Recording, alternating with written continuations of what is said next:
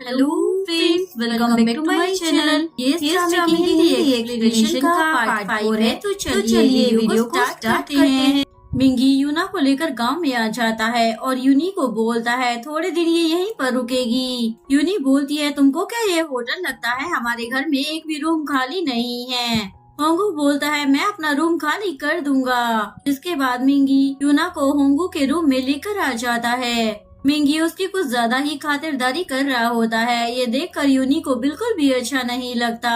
यूना जब सो जाती है तो वो अपने बाकी दोस्तों के साथ फार्मिंग करने के लिए जाने लगता है। रास्ते में उसे सियोहन की बॉस रीसा मिल जाती है। वहाँ पर संदूक की मोम भी होती है। संदूक की मोम बोलती है ये मेरा बेटा है, ये अभी कवारा है, हैंडसम और स्ट्रॉन्ग भी है। सियोहन बोलती है ओ ये आंटी तो फिर से शुरू हो गई। इसके बाद रीसा सियोहन के कमरे में आ जाती है। रीसा सियोहन का कबर्ड खोलकर देखती है तो उसमें से बहुत सारे स्वीट पोटैटो बाहर निकलते हैं। वो उससे पूछती है ये सब कुछ क्या है? सियोहन उससे बोलती है ये बताओ तुम्हें कैसे पता चला कि मैं इस हान डोकरी गाँव में रहती हूँ? वो बताती है तुम्हारा नंबर ट्रेस कर और मुझे ये भी पता चल गया है कि तुम $5 मिलियन के लिए इस गाँव में आई हो। ये सुनकर सियोहन तो शौक हो जाती है। रीसा बोलती है उस दिन जब तुम चली गई थी ना, तो उसके बाद से कुछ लोग तुम्हारे बारे में बार बार मुझसे पूछने के लिए आते रहते थे। उनमें से ही एक बंदे ने ड्रंक की हालत में उसे बता दिया होता है उसके बॉस के पैसे एक पॉलिटिशियन लेकर भाग गया है और वो अभी कोमा में है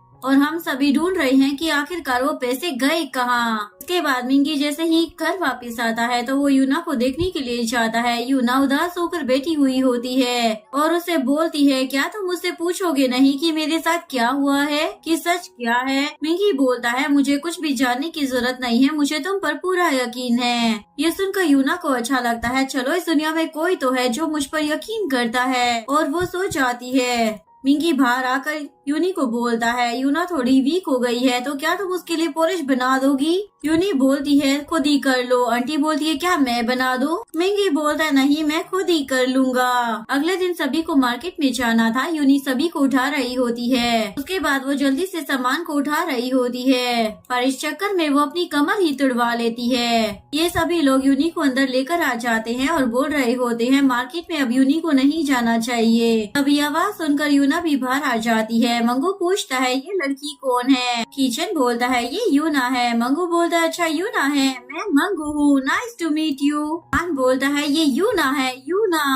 वो बोलता है हाँ मैं भी मंगू हूँ, मंगू। यूना बोलती है तुम सभी को मार्केट जाना है ना, तुम लोग चले जाओ, मैं यूनी का ध्यान रख लूंगी। इसके बाद ये सभी लोग मार्केट में चले जाते हैं। ये चारों ग्रास होपर रोस्टर बेच रहे होते हैं और इससे इन चारों को काफी ज्यादा मुनाफा भी होता है। अभी मिंगी का ध्यान इली की ओर जाता है। वो बोलता है कीचुन देखो जरा तुम्हारी वाइफ किसी और के साथ अफेयर चला रही है। किचन बोलता है तुम क्या ये कहना बंद नहीं कर सकते हो? खान पूछता है वैसे वो लड़का कौन है? दिखने में तो वो काफी ज्यादा हैंडसम लगता है। तभी मिसेस किम आकर बोलती है वो चाइनीज है। एक्चुअली में हमारी एली भी चाइनीज ही है। दोनों साथ में कितने ज्यादा अच्छे लगते हैं ना, एकदम परफेक्ट जोड़ी लगती है। ये सुनकर किचन को तो जलन होने लग जाती है। इधर रीसा ग्रैंडपा के पास होती है। ग्रैंडपा उसे पूछते हैं क्या तुम बादाम खाना चाहती हो? रीसा तो बड़े मजे से उन बादाम को खाने लग जाती है और पूछती है ग्रैंडपा ये बादाम इतने ज्यादा मॉइस्ट क्यों हैं?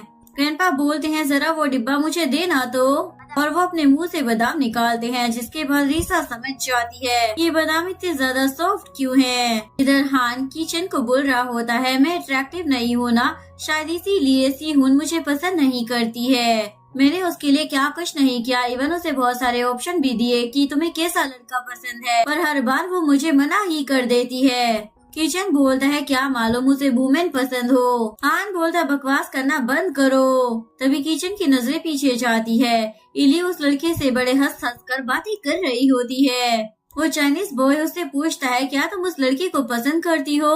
तो एली किचन की तरफ देखकर हाँ बोल देती है। ये दोनों चाइनीज में बातें कर रहे होते हैं तो किचन को तो कुछ भी समझ में नहीं आ रहा था। थोड़ी देर बाद एली किचन के पास से रस्सी मांगने आती है। किचन उसे मना कर देता है, लेकिन फिर सोचने लगता है कि मैं इसके सर पर देकर मारता हूँ, लेकिन प्रेजेंट में वो उसे भिखारियों की तरह रस्सी फेंक कर देता है। इली को ये देखकर बिल्कुल भी अच्छा नहीं लगता, पर वो चुपचाप वहाँ से चली जाती है। इसके बाद इली को प्यास लगी थी और किचन के पास बहुत सारे सोडा की कैन होते हैं, तो इली उसके पास से सोडा की कैन मांगती है। किचन मना कर देता है, लेकिन बाद में वो अपने हाथ में 2 सोडा कैन लेता है और उसे बहुत ही ज्यादा हिलाने लग जाता है।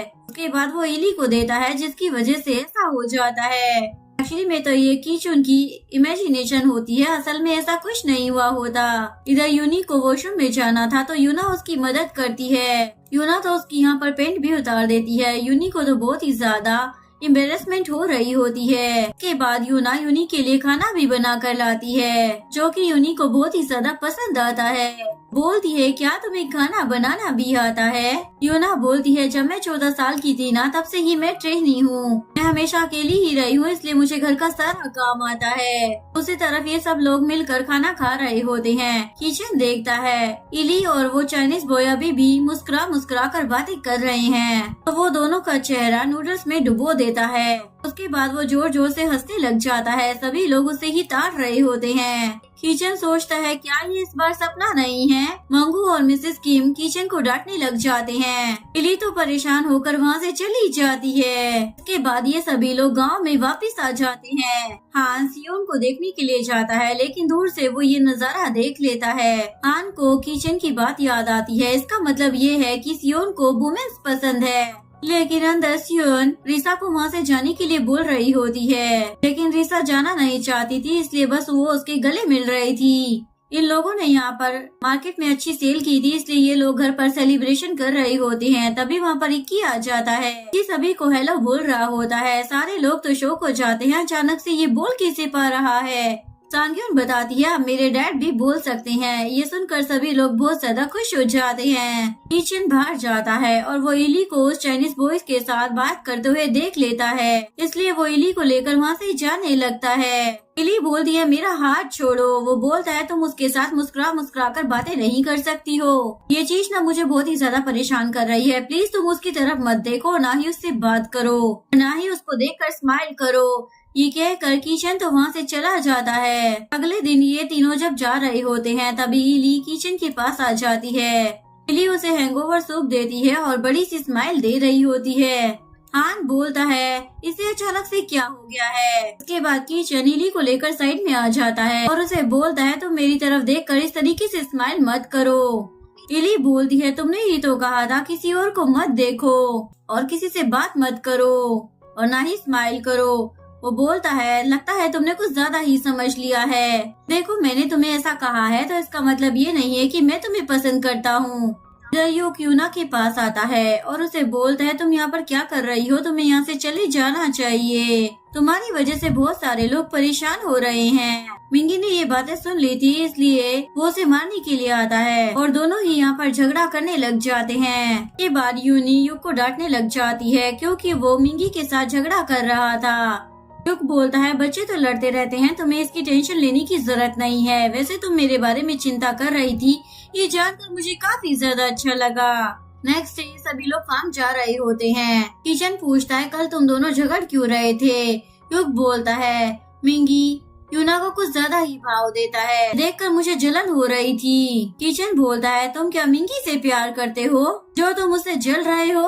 अभी सामने से सीहून और रिसा गुजर रही होती है। हान को तो ये लवी डबी कपल लग रहा होता है, जो उससे सहन नहीं होता, इसलिए रोते हुए घर वापस चला जाता है। के बाद ये लोग फार्म पर आ जाते हैं। वहाँ पर केबिज के साथ ये लोग स्नेल को देखकर उसके साथ खेलने लग जाते हैं। तभी मंगू वहाँ पर आ जाता है और पूछता है, ये तुम लोग क्या कर रहे हो?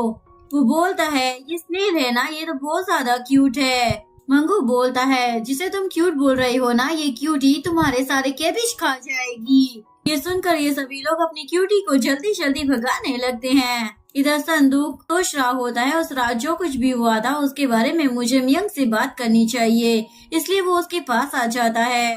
वो उसे बोलता है, प्लीज मुझे एक और चांस दे दो, मैं तुम्हारा हाथ कभी नहीं छोड़ूंगा। तभी एक साइकिल वाला वहाँ पर आता है, तो वो झट से उसका हाथ छोड़ देता है। इसके बाद संदूक अपने घर के बाहर प्रैक्टिस कर रहा होता है कि वो अपनी मोम को बता ही देगा कि वो मियोंग से प्यार करता है। और म्योंग के अलावा उसे अपनी जिंदगी में और कोई लड़की नहीं चाहिए। संदूक अपनी पूरी तैयारी करने के बाद अंदर जाता है और बोलता है, मॉम मुझे आपके साथ कुछ डिस्कस करना है।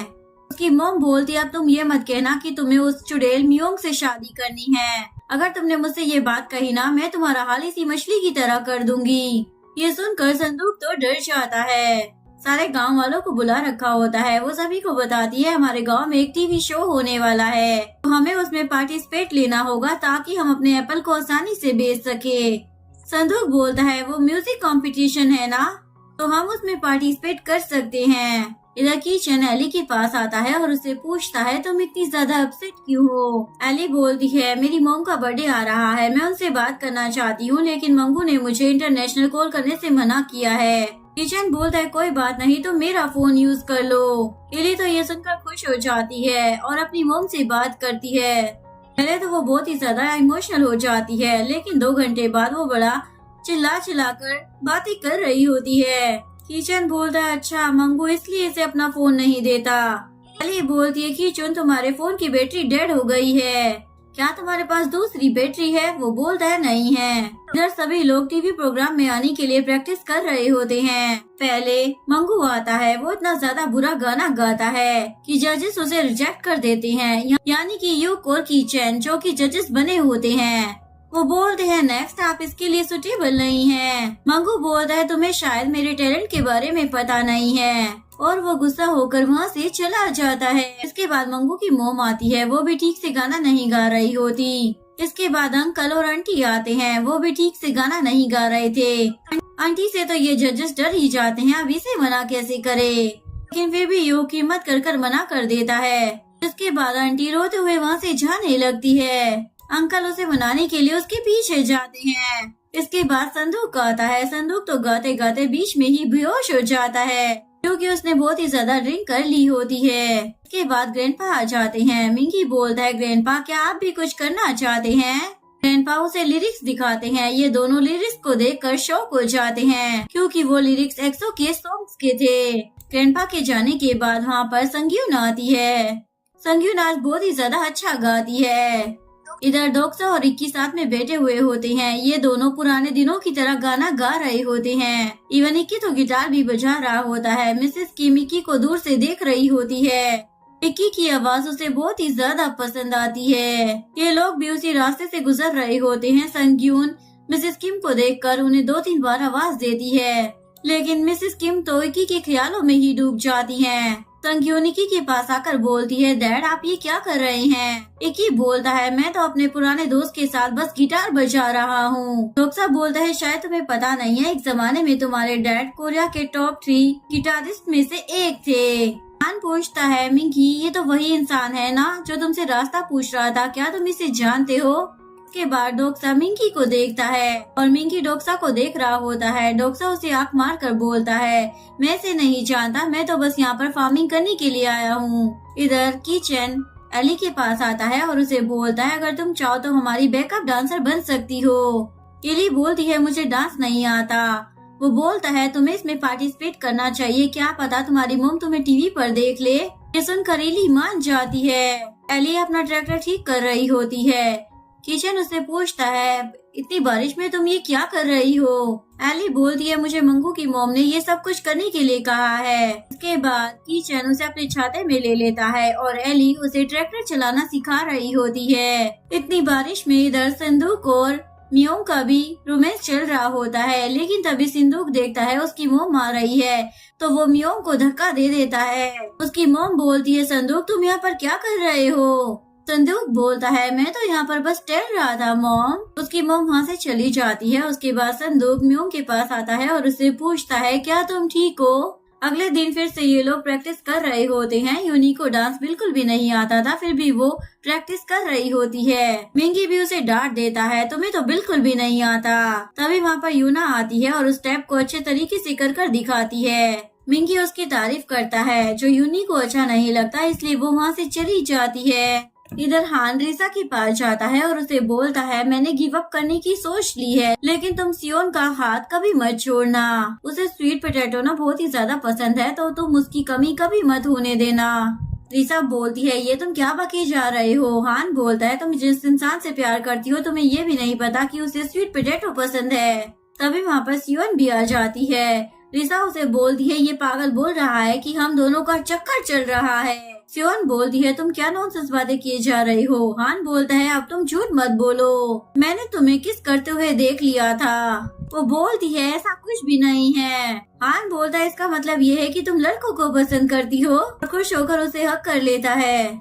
इधर यूनी सैड थी इसलिए वो पियानो बजा रही होती है। मिंकी उसे देखकर बोलता है तुम पियानो तो अच्छा बजा लेती हो। तुम्हें इस तरीके से देखकर मुझे अपने पहले प्यार छोटी और क्यूट सी यूनी की याद आ गई। तभी वहाँ पर यूना आ जाती है और बोलती है क्या ये तुम्हारा पहला प्यार है। मिंकी बोलता है ये मेरा पहला प्यार थी पर अब नहीं है। ये सुनकर यूनी वहाँ से बाहर आ जाती है। युक उसे देखने के लिए आता है। वो बोलता है तुम परेशान हो क्योंकि तुम्हें डांस करना नहीं आता। अगले सीन में युक यूनी को डांस सिखा रहा होता है और डांस सिखाते हुए वो उसके बहुत ही ज्यादा करीब आ जाता है। यूनी को भी इस बात का एहसास हो जाता है इसलिए वो झट से उससे दूर हो जाती है। वो बोलता है क्या मेरी वजह से तुम्हारा दिल धड़का। वो बोलती है कुछ भी मत बको। इसके बाद ये दोनों घर वापस आने लगते हैं। यूनी दूर से ही मिंगी और यूना की बातें सुन लेती है। यूना बोलती है तुम यूनी की अभी भी परवाह करते हो। मिंगी बोलता है जिस हालात से वो गुजर रही है उसकी वजह से मुझे उसकी चिंता होती है इसीलिए मैं उसकी परवाह करता हूँ। मैं उसे प्यार नहीं करता बल्कि मुझे उस पर दया आती है।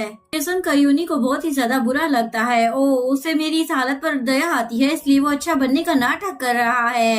युग भी समझ जाता है कि यूनी को ये बात सुनकर बिल्कुल भी अच्छा नहीं लगा है। अगले दिन ब्रेकफास्ट करने के टाइम पर मिंगी यूना का ध्यान रख रहा होता है। ये देखकर यूनी अपना खाना छोड़कर ही चली जाती है।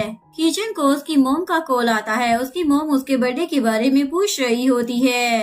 किचन बोलता है अभी मैं पढ़ाई कर रहा हूँ और वैसे भी मेरा बर्थडे ही तो है, इसमें कौन सी खास बात है। उसकी मोम तो कॉल कट करने का नाम ही नहीं ले रही होती। तो किचन बोलता है टीचर मैं अभी आ रहा हूँ।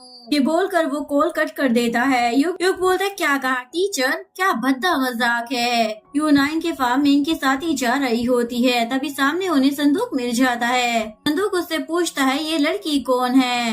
मंगू बोलता है ये यूना है यूना। संदूक भी उसे अपना इंट्रो देता है और उसके बाद घर चला जाता है। संदूक की मोम चर्च गई थी इसलिए आज उसके ग्रैंडपा ने खाना बनाया होता है। ये दोनों तो बादाम की सब्जी देखकर डर ही जाती हैं और डिसाइड करती है इससे अच्छा तो हम राइस ही खा ले। लेकिन राइस के अंदर भी बादाम ही होते हैं। इन दोनों को जबरदस्ती ये खाना ही पड़ता है। बेचारी सियोन जब रास्ते से जा रही होती है तो बेहोश हो जाती है। इधर ये लोग ऑडिशन की तैयारी कर रहे होते हैं। मिंगी आज फिर से यूनी को डांट देता है कि तुम ठीक से नहीं कर रही हो, ऐसे तो हमारा कुछ नहीं होने वाला। यूनी बोलती है सॉरी मेरी वजह से तुम लोगों का अभी परफॉर्मेंस खराब हो रहा है तो मैं क्विट करती हूँ। ये बोलकर वो वहाँ से चली जाती है। युग भी उसके पीछे आ जाता है। युग उसे कुछ कह पाता उससे पहले यूनी ही बोल देती है चुप रहना क्योंकि अभी मेरा मूड बिल्कुल भी ठीक नहीं है। ये बोलकर वो वहाँ से चली जाती है। मंगू इक्की के साथ बैठकर अकेला प्रैक्टिस कर रहा होता है। तभी वहाँ पर मिसेस किम आ जाती है। मिसेस किम तो इक्की को ध्यान से देखने लग जाती है। तभी मंगू का ध्यान अपनी मोम के ऊपर जाता है तो वो उन्हें अपने पास बुलाता है। लेकिन मिसेस किम तो इक्की के ख्यालों में ही डूबी हुई होती है तो वो अपने बेटे पर ध्यान ही नहीं देती। जिसके बाद मंगू चिल्लाने लग जाता है मोम आजकल आपको हुआ क्या है। मिसेस किम अपने बेटे को कैसे बताती कि इस उम्र में उसे इक्की से प्यार हो गया है। जैसे ही मिसेस किम गिरने वाली होती है तो इक्की उसे पकड़ लेता है। देखकर तो मिसेस किम शर्मा ही जाती है। इधर यूनी अपना ब्लॉग अपलोड करने के लिए अपने लैपटॉप को खोलती है और इंटरनेट पर उसके एक्स बॉयफ्रेंड की न्यूज आ रही होती है जिसे देखकर वो और भी ज्यादा सैड हो जाती है। इसके बाद वो अपने बेटे का होमवर्क चेक करने के लिए जाती है। उसके बेटे ने एक ड्राइंग बना रखी होती है। यूनी उससे पूछती है ये कौन है। उसका बेटा बोलता है ये मैं हूँ, ये आप हो और ये मिंगी है। अगर मिंगी अंकल मेरे डैड बन जाए तो ये कितना ज्यादा अच्छा होगा ना। ये सुनकर यूनी तो शॉक हो जाती है। आज किशन का बर्थडे होता है तो आंटी ने कुछ नया ही बनाया होता है। ये सब लोग तो डर जाते हैं अब इसने ये क्या नया बना दिया है। आंटी जबरदस्ती किशन को वो डिश खिला रही होती है। ये सारे लोग तो मुंह बिगाड़ने लग जाते हैं। किशन बोलता है ये तो टेस्टी है। इधर सियोन बेहोश हो गई थी तो हान उसका ध्यान रख रहा होता है। इवन वो उसके रूम की सफाई भी कर देता है। इधर किशन सब लोगों को बोल रहा होता है आज मेरा बर्थडे है, क्या तुम लोग मुझे गिफ्ट नहीं दोगे। सारे लोग तो मना कर देते हैं, पर तभी सामने से मंगू आता है। मंगू बोलता है, ये है तुम्हारा बर्थडे गिफ्ट, ये रख लो। किशन तो बड़ा खुश हो जाता है, पर जैसे ही वो उस गिफ्ट को खोल कर देखता है तो पूछता है, अब ये क्या है। मंगू बोलता है, इसे खाकर तुम बहुत ही ज्यादा शक्तिशाली बन जाओगे। ये चीज ना सेक्सुअल हेल्थ के लिए बहुत ही ज्यादा अच्छी है। अभी वहाँ पर इली आ जाती है। वो किचन से पूछती है, क्या आज तुम फ्री हो? वो बोलता है, नहीं। मिंगी बोलता है, आज तुम्हारे हिस्से का काम हम लोग कर देंगे, तुम हमारी भाभी के साथ डेट एंजॉय करो। उसके बाद एली किशन को लेकर जंगलों में चली जाती है। एली उसे एक लीफ देती है और बोलती है, ये 50 साल पुराना है। वो बोलता है, कोई बड़े गिफ्ट में पत्ते कैसे दे सकता है? एली बोलती है, दरअसल बर्थडे तुम्हारा नहीं, तुम्हारे पेरेंट्स का है। तुम्हें ये गिफ्ट अपने पेरेंट्स को देना चाहिए, क्योंकि उनकी ही वजह से तुम इस दुनिया में आए हो। एली को कुछ आवाज आती है। किशन बोलता है, क्या है? एली दूर से ही पत्थर फेंकती है, जिसके वजह से चिकन मर जाता है। एली उस चिकन को लेकर किशन के पास आ जाती है। किशन तो डरने लग जाता है। तभी एली को नजर आता है, यहाँ पर तो बहुत सारे ऐसे चिकन हैं, इसलिए वो पकड़ने के लिए चली जाती है। किशन सोचता है, अगर मैं इससे शादी करता हूँ तो मैं कभी भूखा नहीं मरूंगा, लेकिन फिर बोलता है, ये मैं क्या सोच रहा हूँ। इधर यूनी मिंकी को आकर बोलती है, तो मेरे बेटे से इतना ज्यादा अटैच मत हो, क्योंकि मुझे मालूम है एक दिन तुम चले जाओगे। चले जाने के बाद वो बहुत ही ज्यादा रोएगा और मैं उसे रोता हुआ नहीं देखना चाहती हूँ। तुम हमसे जिस तरीके से इतना ज्यादा नाइस बिहेव करते हो ना, ये यहीं पर रोक दो, क्योंकि इसकी वजह से हम जैसे कुछ लोग इल्यूजन क्रिएट कर लेते हैं। इधर किचन की मॉम किशन को ढूंढते हुए उसके गांव में आ जाती है। वो मंगू से पूछती है, किचन कहाँ पर है? तो वो उन्हीं के घर पर उन्हें लेकर आ जाता है। किचन की मॉम बोलती है, योक, मिंगी, तुम लोग भी यहाँ पर हो? ये दोनों तो डर जाते हैं और बोलते हैं, हम भी किचन के साथ सिविल एग्जाम की तैयारी कर रहे हैं। किचन की मॉम किचन के बारे में पूछने लग जाती है। मिंगी उन्हें बहला फुसलाकर वापस भेज देता है। वो तो गांव से बच जा ही रही होती है, लेकिन सामने से किचन और एली आ रहे होते हैं। किचन की मॉम उससे पूछती है, तुम यहाँ पर कर क्या रहे हो और ये लड़की कौन है? मिंगी बोलता है, ये लड़की इसकी चाइनीज टीचर है। किचन पूछता है, मॉम आप यहाँ पर क्यों आई हैं? उसकी मॉम बोलती है, मैं तुम्हारा फेवरेट खाना लेकर आई हूँ। किचन बोलता है, अब आपने मुझे दे दिया है ना, तो जल्दी से यहाँ से चले जाइए। तो वो वहाँ से जाने लगती है, लेकिन किचन को बिल्कुल भी अच्छा नहीं लगता कि उसने अपनी मॉम को झूठ बोला। किचन की मॉम बस स्टॉप पर खड़ी होती है, पर बस आ ही नहीं रही थी। तो वो मिसेस किम से पूछने लग जाती है। मिसेस किम बोलती है, आप कौन हो? किचन की मॉम बोलती है, मैं किचन की मॉम हूँ। इसके बाद मिसेस किम उन्हें एली और किचन के बारे में सब कुछ बता देती हैं। इसके बाद किचन घर पर शांति से खाना खा रहा होता है, तभी उसकी मॉम वहाँ पर आ जाती हैं। वो उस पर चिल्लाती है और उसका कान खींचते हुए उसे वहाँ से बाहर लेकर आ जाती हैं। तुम यहाँ पर कैबेज ग्रो करने के लिए आए हो? ऊपर से एक इल्लीगल एलियन के प्यार में भी पड़ गए। किचन बोलता है, मॉम बस कीजिए, मुझे पढ़ाई में जरा भी इंटरेस्ट नहीं है। यहाँ पर आने के बाद मुझे ऐसा लग रहा है जैसे कि मैं वापस से जिंदा हो रहा हूँ।